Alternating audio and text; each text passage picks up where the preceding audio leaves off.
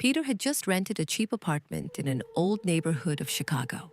The landlord handed him the keys with a strict warning: never go into the basement after midnight. But Peter didn't believe in ghosts. While cleaning up, Peter found a large antique mirror near the basement door. It looked beautiful and vintage, so he decided to hang it on his bedroom wall.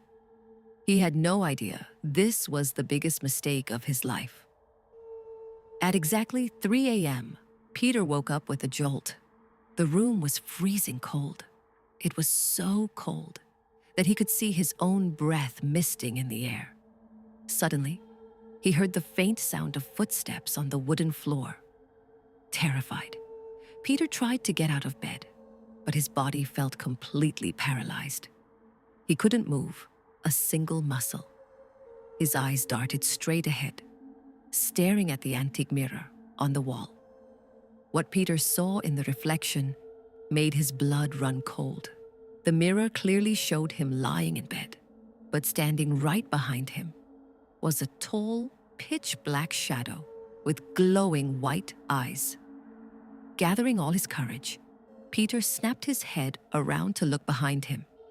The real room was completely empty. But when he looked back at the mirror, the shadow was closer, its hands wrapped tightly around his reflection's throat.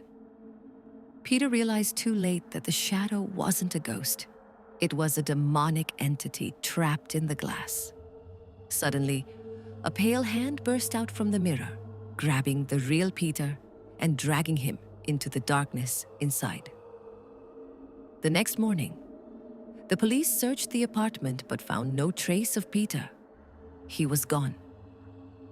But if they had looked closely at that antique mirror, they would have seen Peter's reflection desperately banging on the glass, screaming for help.